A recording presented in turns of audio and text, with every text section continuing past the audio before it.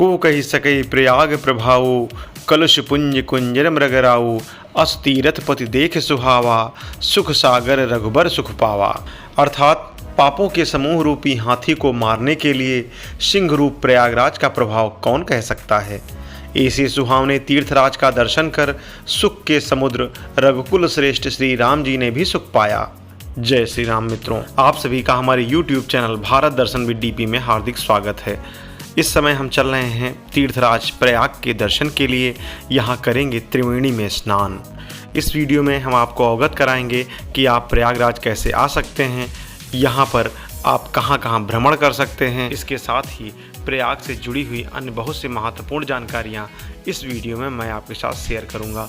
तो आप सभी वीडियो में अंत तक बने रहिएगा।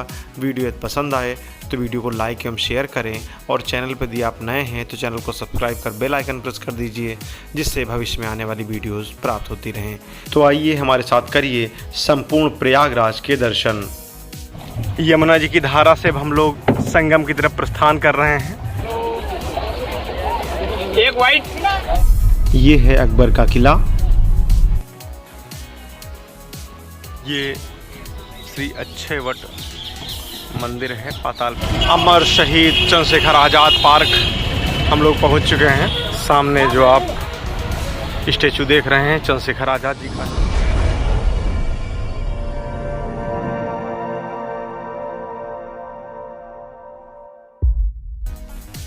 यही विधि आय विलोक की बेनी, सुमिरत सकल सुमंगल देनी, मुदित नहाय कीन्ह शिव सेवा, पूज जथा विद तीरथ देवा। अर्थात इस प्रकार श्री राम ने आकर त्रिवेणी का दर्शन किया, जो स्मरण करने से ही सब सुंदर मंगलों को देने वाली हैं। फिर आनंद पूर्वक त्रिवेणी में स्नान करके शिव जी की पूजा की और विधिपूर्वक तीर्थ देवताओं का पूजन किया। प्रयागराज तीर्थ और त्रिवेणी संगम की इतनी महिमा है कि जिसको हम शब्दों में बयां नहीं कर सकते हैं। प्रयागराज दर्शन भ्रमण के क्रम में सर्वप्रथम हम चलते हैं त्रिवेणी संगम। त्रिवेणी संगम पहुंचने से पहले ही किलोमीटरों पहले प्रारंभ हो जाता है मेला ग्राउंड। जो कुंभ मेला है वो यहीं पर लगता है। और देखिए कितनी दूर तक फैली हुई गंगा जी। जिस समय कुंभ लगता है उस समय यहाँ पर बहुत भीड़ रहती है। यहाँ रेत पर चलने के लिए देखिए लोहे के पटरों को डाला गया है, जिसके ऊपर हम भी अपनी गाड़ी लेकर चल रहे हैं। चूँकि गंगा जी का पानी काफ़ी ज़्यादा नीचे उतरा हुआ है तो हम वहाँ तक चलेंगे जहाँ पर त्रिवेणी संगम है, और वहीं पर गंगा यमुना और अदृश्य सरस्वती का संगम है। बहुत ही पुण्यदायी स्थान है। कहा जाता है कि यहाँ स्नान करने से व्यक्ति के सभी पाप धुल जाते हैं और पुनर्जन्म के चक्र से मुक्त हो जाता है। फाइनली त्रिवेणी संगम हम लोग आ चुके हैं। बहुत ही अच्छा स्थान। सब तरफ जो नावें हैं वो लगी हुई हैं, और सामने जो आपको दूर दिख रहा है वहीं पर संगम है। और अभी हम नाव से वहाँ चलेंगे, वहीं पर स्नान करेंगे। नदी के दोनों किनारों पे जो डब्बे बेचने वाले या पूजा पाठ की सामग्री बेचने वाले रहते हैं, और पंडा लोगों के जो झोपड़ी हैं वो बनी रहती हैं, उस साइड में भी हैं। और यहाँ पे लोग दान पुण्य करने के लिए, पिंडदान के लिए और पूजा पाठ के लिए आते हैं। तो सबका अलग अलग चार्ज है। और नाव के लिए भी है। नाव के लिए 60 रुपये प्रति व्यक्ति, और ये बोलेंगे 800 रुपये, 850 रुपये बुकिंग करके जा सकते हैं। तो आप बार्गेन कर लीजिए। फ़िलहाल हमने बार्गेन करने के बाद 300 रुपये में एक नाव बुक की है, जिससे हम चलेंगे गंगा जी के बिल्कुल अंदर जहाँ पे संगम है, वहाँ पे स्नान करेंगे। फिर उसके बाद में हम आएंगे वहाँ से। तो आपसे वीडियो में अंत तक बने रहिएगा। वीडियो पसंद आए तो वीडियो को लाइक एवं शेयर करें, और चैनल पर यदि आप नए हैं तो चैनल को सब्सक्राइब कर बेल आइकन प्रेस कर दीजिए, जिससे भविष्य में आने वाली वीडियोज़ आपको प्राप्त होती रहें और हमारे मनोबल में वृद्धि हो। तो चलिए आइए हमारे साथ त्रिवेणी संगम का पूरा आनंद लीजिए। चलते हैं। हम नाविक हैं, उन्होंने नाव उधर लगा रखी है, तो उनकी नाव के पास चलते हैं। ये चूँकि जो नाव जहाँ होती है वहीं हम लोग उसी जगह पे जाके उस नाव में बैठेंगे। और सबका अपना अपना क्षेत्र फिक्स है। और सामने जो आपको ये बुरी धारा दिख रही है, यमुना जी की धारा है। और गंगा जी की धारा ये लेफ़्ट हैंड साइड से पीछे से आती है। उसको भी जब संगम पे चलेंगे तब दिखाएंगे। और बीच में ये संगम है। तो फिलहाल नाव हमारी ये है, और कान्हा जी भी हमारे बिल्कुल मस्ती करते हुए रेत में खेलते हुए आगे बढ़ रहे हैं। और ये है हमारी नाव। इन्होंने इसमें छा करके भी रखा है इसको। तो इसमें भी हम लोग चलते हैं, एक एक लोग करके अंदर बढ़ते हैं। पहले हम ही बढ़ लेते हैं तो सही। हाँ चलो बिट्टू तुम चल लो अंदर। हाँ चप्पल नीचे उतार देंगे जिससे धूल मिट्टी ऊपर ना जाए, और कान्हा की सैंडल भी उतार दो। हाँ अंदर की तरफ कर देना जिससे। हाँ और बिट्टू कान्हा को पकड़े रहना तुम। यमुना जी की धारा से हम लोग संगम की तरफ प्रस्थान कर रहे हैं और कान्हा जी हमारे नीचे इधर बैठे हुए हैं, बिट्टू भी हैं। हेलो कान्हा। हाँ सुभाष निषाद जी हैं और ये हमको संगम तक का सफ़र करवाएंगे। ये अपने जो जहाँ बैठने का स्थान है उसको साफ कर रहे हैं। ये अपने चप्पू को निकाल कर बिल्कुल नाव की तैयारी बनाते हुए एक चप्पू को इसमें डाल दिया और दूसरा ये चप्पू है। संगम तट के लिए हम लोग निकल चुके हैं यहाँ से और नाव धीरे धीरे गति को पकड़ती हुई उधर आए। सामने से एक दूसरी नाव आई तो अपनी दिशा को परिवर्तित करते हुए नाविक महोदय। सामने ही संगम तट है जहाँ पर 3 नदियाँ गंगा, यमुना और अदृश्य सरस्वती का मिलन होता है। बहुत ही पुण्य स्थल है, हिंदू धर्म में विशेष मान्यता है।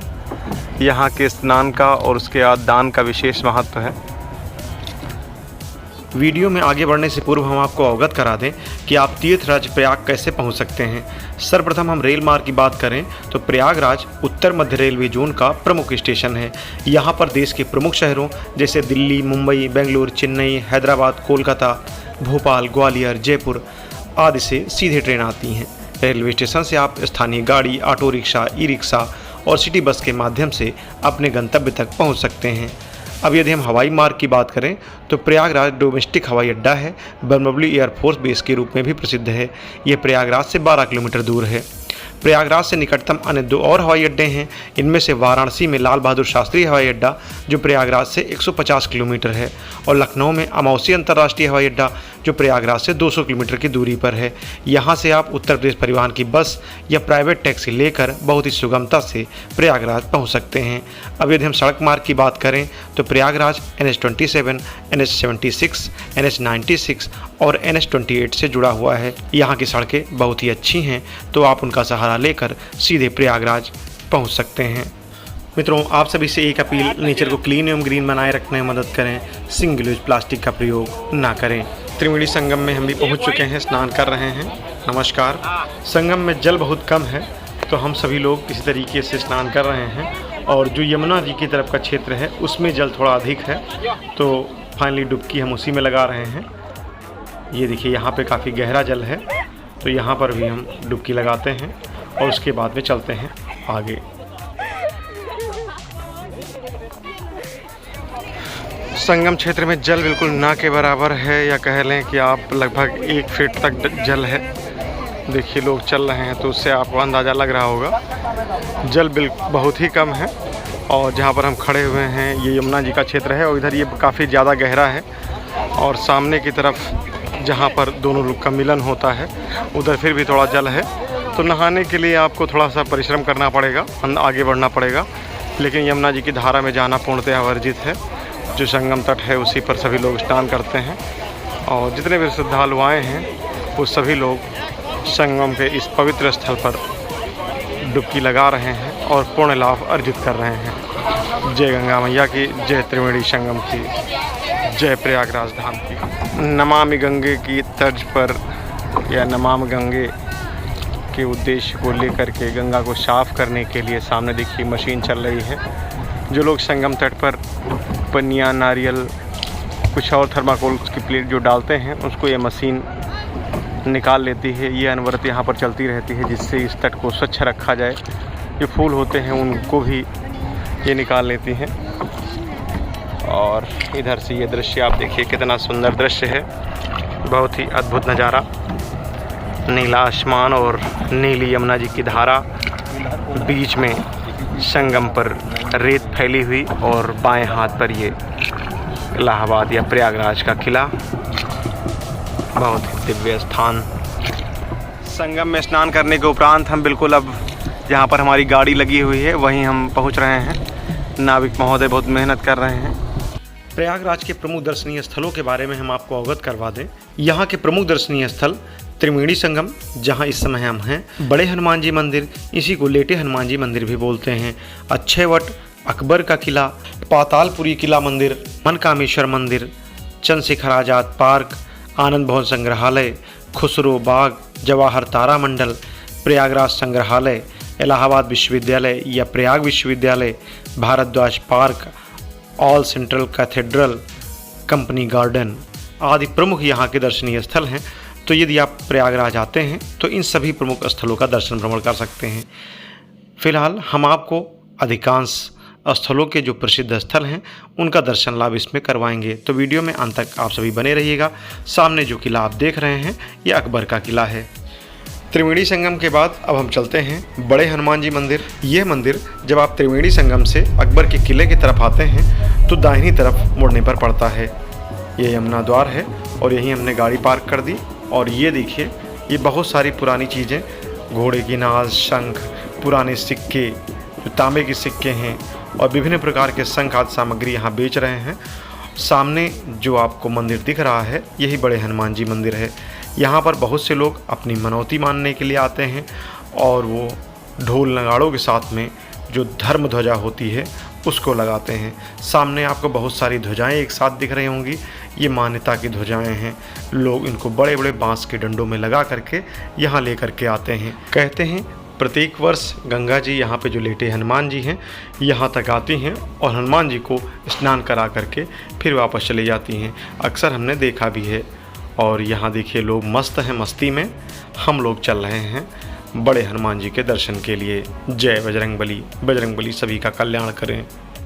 बड़े हनुमान जी मंदिर की आरती का समय, खुलने और बंद होने का समय यहाँ अंकित है, इसको आप पढ़ सकते हैं। अब हम यहाँ प्रसाद लेते हैं और आपको हम लेटे हनुमान जी मंदिर के बारे में कुछ और जानकारी दे देते हैं। ये हनुमान जी का मंदिर संगम एवं किला के निकट प्रयागराज में गंगा यमुना के तट के निकट बड़े हनुमान जी मंदिर के नाम से ख्याति रखता है। संगम नगरी में इन्हें बड़े हनुमान जी, किले वाले हनुमान जी, लेटे हनुमान जी और बांध वाले हनुमान जी के नाम से भी जाना जाता है। यहाँ ज़मीन से नीचे हनुमान जी की मूर्ति लेटे हुए अवस्था में है तथा हनुमान जी अपनी एक भुजा से अहिरावण और दूसरी भुजा से दूसरे राक्षस को दबाए हुए अवस्था में हैं। यह एक मंदिर है जिसमें हनुमान जी लेटी हुई मुद्रा में हैं। यहाँ पर स्थापित हनुमान जी की प्रतिमा 20 फीट लंबी है। यह मंदिर हिंदुओं के लिए अति श्रद्धा का केंद्र और दर्शनीय है। यहाँ मंगलवार और शनिवार को भारी भीड़ उमड़ती है। संगम में स्नान करने वाले श्रद्धालु यहाँ दर्शन करना नहीं भूलते। ऐसा कहा जाता है कि माँ गंगा का पानी भगवान हनुमान जी का स्पर्श करता है और उसके बाद गंगा का पानी उतर जाता है। गंगा और यमुना में पानी बढ़ने पर लोग दूर दूर से यहाँ पर यह नज़ारा देखने आते हैं। मंदिर के गर्भगृह में हनुमान जी की मूर्ति स्थापित है जो मंदिर के 8.10 फीट नीचे है। सामने हवन कुंड है और हवन इसमें होता रहता है। जो भी श्रद्धालु हैं हवन सामग्री लाते हैं तो वो इसमें हवन कर सकते हैं। साथ ही आज शनिवार का दिन है तो यहाँ पर जो दिया हैं वो लोग पीपल के नीचे जलाने आते हैं। तो उन्हीं दियों को आपने देखा भी होगा और भी आपको हम दिखा भी देते हैं। वो ले करके जो पीपल का पेड़ सामने लगा हुआ है उसी के नीचे लोग जलाते हैं। ये देखिए यहाँ पे दिए हैं और ये दिए 5 से 10 रुपये में आपको उपलब्ध हो जाते हैं। तो यदि आप यहाँ पर आते हैं और पीपल के नीचे आपको दिया जलाना है तो आप उसको जला भी सकते हैं। सामने देखिए बता भी रहे हैं कि ये पीपल का पेड़ है और आपको दिखाते हैं यहाँ बहुत सारे लोगों ने दिए जला भी रखे हैं। जय बजरंगबली।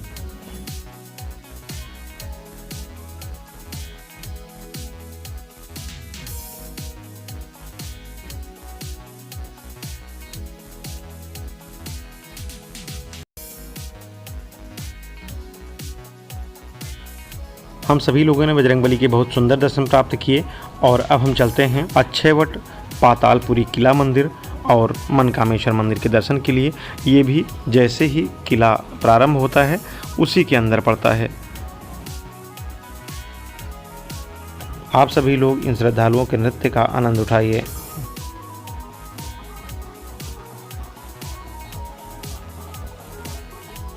दर्शन करने के उपरांत जब आप इसी द्वार पर आएंगे तो आपको बिल्कुल सीधे आगे जाना है और वहीं पर ये अक्षयवट और पातालपुरी मंदिर पड़ता है। तो हम चलते हैं मंदिर के अंदर, दर्शन लाभ लेते हैं। यहाँ पर अंदर फ़ोटोग्राफी वीडियोग्राफी अलाउ नहीं है, तो हम आपको अंदर का कोई भी फुटेज नहीं दिखा पाएंगे। ये श्री अक्षयवट मंदिर है पातालपुरी, और यहाँ बिल्कुल क्लियर है इन किले के बैक साइड से यमुना जी सामने देखिए बहती हुई प्रतीत हो रही हैं, और लेफ्ट हैंड में जो उधर वो पुल है वो गंगा जी का पुल है, और इस बीच में संगम है जिधर से अभी हम आए हुए हैं। तो अभी चलते हैं मंदिर के अंदर, यहाँ दर्शन प्राप्त करते हैं। दर्शन के उपरांत अब हम चलते हैं चंद्रशेखर आज़ाद पार्क, और उससे पहले हम पीते हैं नारियल पानी।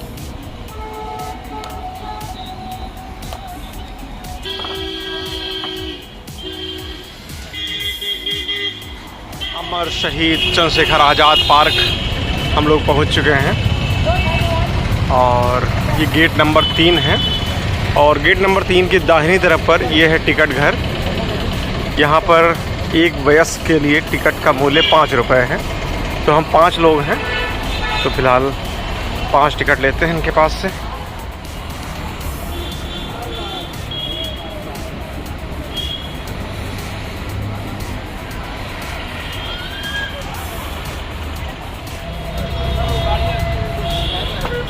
सामने जो आप स्टैचू देख रहे हैं चंद्रशेखर आज़ाद जी का है, बहुत दिव्य स्थान है, बहुत ही शानदार स्थान। गेट से जैसे ही अंदर आते हैं सामने ये चंद्रशेखर आज़ाद जी की एक बड़ी सी प्रतिमा दिखाई देती है, और इसके साइड में ये पूरा एक रास्ता है जो पूरे उद्यान को भ्रमण के लिए जाता है। इसके बारे में कुछ लिखा होगा। यहाँ पर देखिए जो पार्क है इसमें क्या क्या चीज़ें हैं ये आप देख लीजिए। अमर शहीद चंद्रशेखर आज़ाद मूर्ति स्थल है जो अभी हमने आपको दिखाया, और अभी उसके पास में चलेंगे। राजकीय संग्रहालय है, युद्धक विमान MiG-21 यहाँ पर है, विश्व स्तरीय जॉगिंग ट्रैक जो 2900 मीटर का है, झील और फव्वारा है, झूला प्रांगण है, और पुष्प वाटिका है। सारी चीज़ें अंदर हैं। तो पहले चलते हैं चंद्रशेखर आज़ाद जी की प्रतिमा के पास में, वहाँ पर प्रणाम करते हैं, दर्शन करते हैं, फिर उसके बाद में चलेंगे MiG-21 देखेंगे। तो फिलहाल आइए हमारे साथ और चंद्रशेखर आज़ाद जी की प्रतिमा के दर्शन प्राप्त करिए। इस पार्क से जुड़ी हुई 27 फरवरी 1931 के दिन घटित हुई वह दुखद घटना हम आपको बता देते हैं। अल्फ्रेड पार्क में अपने एक मित्र सुखदेव राज से मंत्रणा कर रहे थे, तभी CID का SSP नॉट बाबर जीप से वहां आ पहुंचा। उसके पीछे पीछे भारी संख्या में कर्नलगंज थाने से पुलिस भी आ गई। दोनों ओर से भयंकर गोलीबारी में आज़ाद ने 3 पुलिसकर्मियों को मौत के घाट उतार दिया, और कई अंग्रेज सैनिक घायल हो गए। अंत में जब उनकी बंदूक में एक ही गोली बची तो वो गोली उन्होंने खुद को मार ली और वीरगति को प्राप्त हो गए। यह दुखद घटना 27 फरवरी 1931 के दिन घटित हुई और हमेशा के लिए इतिहास में दर्ज हो गई। चंद्रशेखर आज़ाद अमर रहें। पुलिस ने बिना किसी को सूचना दिए चंद्रशेखर आज़ाद जी का अंतिम संस्कार कर दिया। जैसे ही आज़ाद जी के बलिदान की खबर जनता को लगी, सारा प्रयागराज अल्फ्रेड पार्क में उमड़ पड़ा। जिस वृक्ष के नीचे आज़ाद शहीद हुए थे, लोग उस वृक्ष की पूजा करने लगे। वृक्ष के तने के इर्द गिर्द झंडियाँ बांध दी गईं। लोग उस स्थान की माटी को कपड़े में शीशी में भरकर ले जाने लगे। समूचे शहर में आज़ाद के बलिदान की खबर से ज़बरदस्त तनाव हो गया। शाम होते होते सरकारी प्रतिष्ठानों पर हमले होने लगे। लोग सड़कों पर उतर आए। ऐसा भी कहा जाता है कि चंद्रशेखर आज़ाद को पहचानने के लिए ब्रिटिश हुकूमत ने 700 लोग नौकरी पर रखे थे। ऐसी थी अमर शहीद चंद्रशेखर आज़ाद जी की शख्सियत, जिनको अंतिम समय तक भी अंग्रेजी हुकूमत पहचान न सकी। अल्फ्रेड पार्क की इस घटना ने अंग्रेजी हुकूमत की नींव हिलाकर रख दी। तो चलते हैं, पूरा भ्रमण करते हैं इस चंद्रशेखर आज़ाद पार्क का, देखते हैं यहाँ पे और क्या क्या चीज़ें हैं। इस पार्क में विश्व स्तरीय मानक अनुरूप सिंथेटिक जॉगिंग ट्रैक है, जिसके दिशा निर्देश यहाँ लिखे हैं, उनको आप पढ़ सकते हैं। मित्रों, आपको हमारा ये वीडियो कैसा लगा कमेंट में अवश्य बताइएगा। यदि कोई सुझाव हो तो उसे भी अवगत कराइएगा। वीडियो यदि पसंद आए तो वीडियो को लाइक एवं शेयर करें, और चैनल पर यदि आप नए हैं तो चैनल को सब्सक्राइब कर बेल आइकन प्रेस कर दीजिए, जिससे भविष्य में आने वाली वीडियोज़ आपको प्राप्त होती रहें। ये प्रयागराज में हेरिटेज वॉक का पूरा रूट मैप दिया गया है, जिसमें आप पब्लिक लाइब्रेरी हो गया, इलाहाबाद म्यूज़ियम है, फिर चंद्रशेखर आज़ाद पार्क जहाँ हम खड़े हुए हैं, यानी अल्फ्रेड पार्क इसका पहले नाम था, और UMU centre college, the department of mathematics, फिर the central library, senate hall, Vishwaraj Bhavan, Anand भवन और फिर भरद्वाज आश्रम। तो ये पूरा यहाँ का हेरिटेज वॉक है। तो अगर आप इलाहाबाद आ रहे हैं या प्रयागराज आ रहे हैं तो हेरिटेज वॉक आप कर सकते हैं। मित्रों, प्रयागराज के प्रमुख दर्शनीय स्थलों के बारे में एक बार पुनः हम आपको जानकारी दे देते हैं। प्रमुख दर्शनीय स्थलों के आपने हमारे साथ दर्शन किए भी, जिनमें से त्रिवेणी संगम, बड़े हनुमान जी मंदिर, अक्षय वट, अकबर का किला, पातालपुरी किला मंदिर, मनकामेश्वर मंदिर, चंद्रशेखर आज़ाद पार्क, आनंद भवन संग्रहालय जो कि समय अधिक हो गया था इसलिए बंद था, खुसरो बाग, जवाहर तारा मंडल, प्रयागराज संग्रहालय, इलाहाबाद विश्वविद्यालय, Bharadwaj park, all central cathedral, company garden. तो यदि आप यहाँ आते हैं तो इन सभी प्रमुख स्थानों का दर्शन लाभ ले सकते हैं। मित्रों, इस वीडियो में इतना ही। मिलते हैं हम आपसे अगले वीडियो में। तब तक के लिए नमस्कार, जय हिंद, वंदे मातरम।